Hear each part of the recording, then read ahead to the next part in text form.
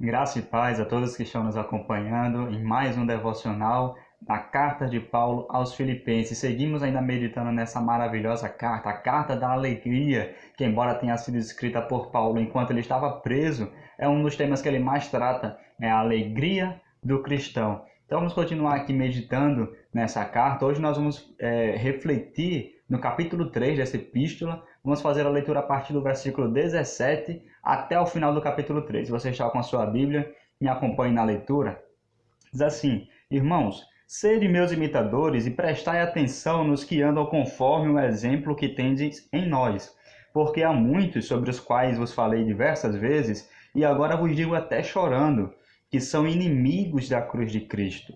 O fim deles é a perdição, o Deus deles é o estômago, e a glória que eles têm baseia-se no que é vergonhoso.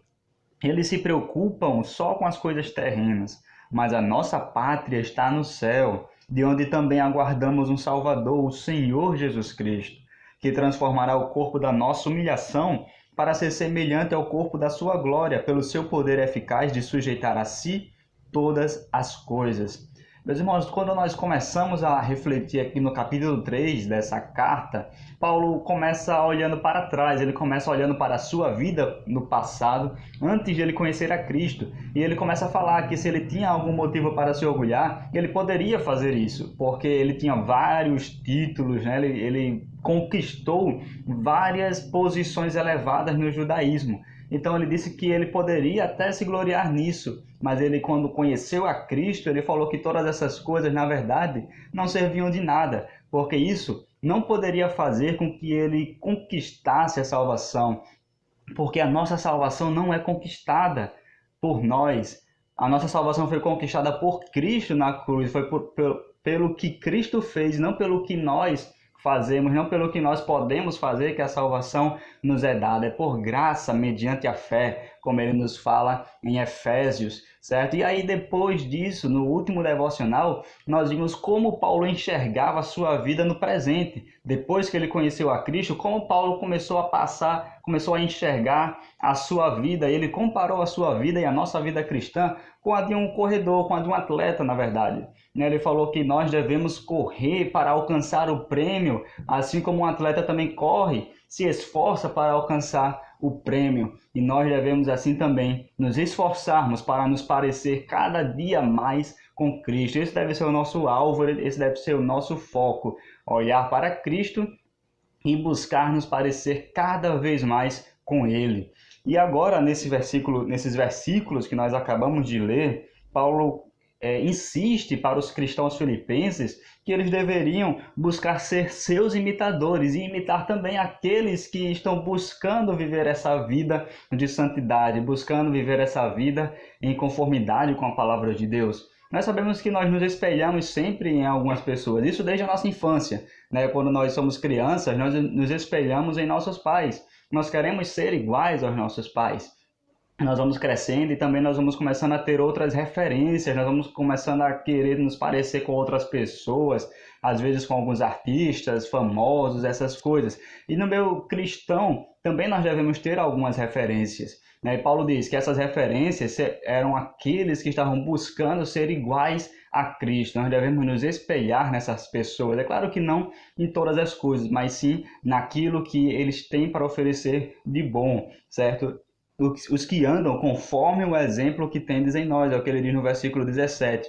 Mas aí depois ele se lamenta sobre um fato que estava acontecendo e que estava entristecendo ele, né? Eu falei que essa carta era a carta da alegria, e aqui no versículo 18 Paulo diz que ele estava chorando.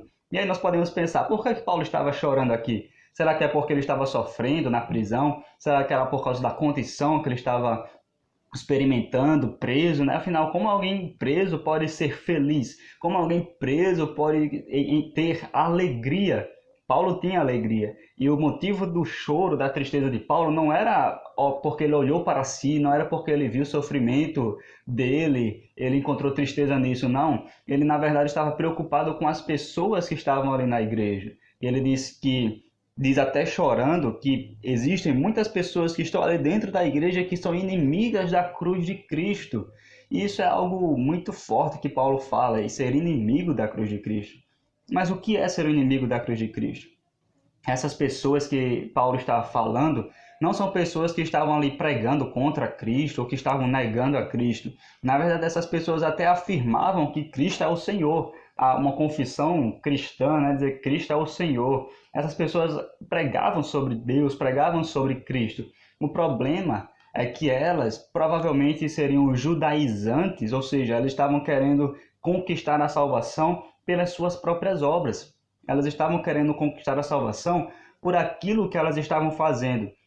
Elas estavam obrigando os cristãos a se submeterem a determinados ritos, colocando a salvação por causa desses ritos que elas fariam, e não por causa da fé em Cristo, né? E no versículo 19 ele diz: o fim deles é a perdição.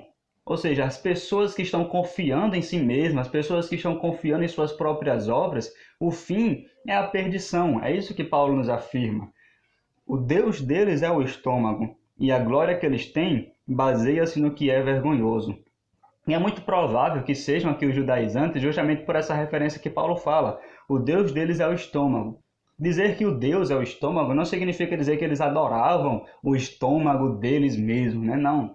Na verdade, Paulo poderia estar fazendo aqui uma referência a algumas leis alimentares que os judeus tinham, que não podia comer isso, não podia comer aquilo, porque eram alimentos impuros, sendo que a própria palavra de Deus no Novo Testamento afirma que Deus purificou todos os alimentos. Então a nossa salvação não se dá por comer ou não comer determinados alimentos, não comer ou não comer determinadas coisas, mas sim pela fé em Cristo. Então eles se baseavam nas suas leis rígidas alimentares e também em uma glória que era baseada em algo vergonhoso, diz Paulo no verso 19, que provavelmente seria a circuncisão. Eles faziam a circuncisão na sua própria carne, né, desde bebês, e eles se gloriavam por causa dessa cirurgia que eles haviam feito em sua carne, quando que isso, na verdade, deveria ser algo vergonhoso, mas eles colocavam isso num patamar extremamente elevado, como se a sua salvação estivesse dependendo disso. Então, Paulo diz, versículo 19, eles se preocupam só com coisas terrenas. A preocupação dessas pessoas que ele diz ser inimigas da cruz de Cristo era somente com coisas terrenas. Mas Paulo diz, não deve ser assim conosco. Paulo diz que nossa preocupação não deve estar aqui nessa terra. Paulo diz que nós não devemos estar olhando para as coisas aqui ao nosso redor. Não devemos estar buscando apenas a glória aqui nessa terra. E Paulo diz para onde nós devemos olhar.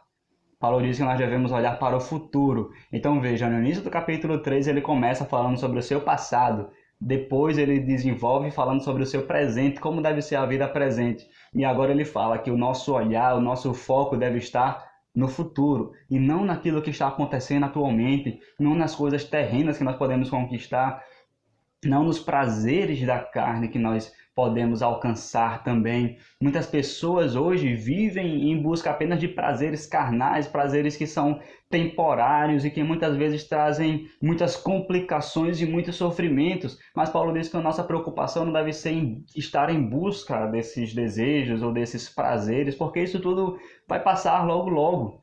Mas o nosso foco deve estar em algo futuro. Ele diz no verso 20, mas a nossa pátria está no céu. Ou seja, nós não somos aqui deste lugar. Nós não somos dessa terra. A nossa passagem por aqui é rápida. Nós iremos passar apenas por aqui. Mas a nossa eternidade, nossa terra, a nossa pátria está nos céus e é lá que nós devemos focar os nossos olhos e aguardar de modo ansioso a vinda do nosso Salvador. Ele diz, o Senhor Jesus Cristo, porque Ele virá para nos salvar. Ele virá para nos tirar deste mundo e nos levar para uma pátria celestial. Versículo 21, que transformará o corpo da nossa humilhação para ser semelhante ao corpo da sua glória, pelo seu poder eficaz de sujeitar a si todas as coisas. Então, tudo isso que nós experimentamos no presente, irmãos, até esses sofrimentos que nós estamos passando devido a essa pandemia, essas dores, enfermidades, tudo isso vai passar um dia. Nós devemos focar não no nosso tempo presente, não no que nós estamos experimentando agora, mas sim naquilo que Ele nos proporcionará no futuro. Nós devemos olhar com fé e confiança para o que Cristo conquistou na cruz no passado e também para aquilo que Ele nos trará no futuro, que é a pátria celestial. Enquanto nós vivemos aqui neste mundo, meus irmãos, a nossa missão é glorificar a Jesus Cristo, é fazer o nome de Cristo conhecido entre as pessoas e tendo a certeza de que um dia todo esse sofrimento passará. Eu sempre costumo dizer para algumas pessoas que já são de idade mais avançada que quando nós chegarmos lá no céu, essas pessoas não sentirão mais essas dores que eles sentem, esse cansaço que eles sentem, mas eles vão correr de um lado para o outro, porque não haverá mais sofrimento, não haverá mais dor. É isso que nós aguardamos, é isso que deve nos mover aqui nessa terra. Então, nesse momento que nós estamos passando, irmãos, não foquem nas dificuldades, não foquem nos sofrimentos, não foquem nessas coisas que estão acontecendo na nossa atualidade.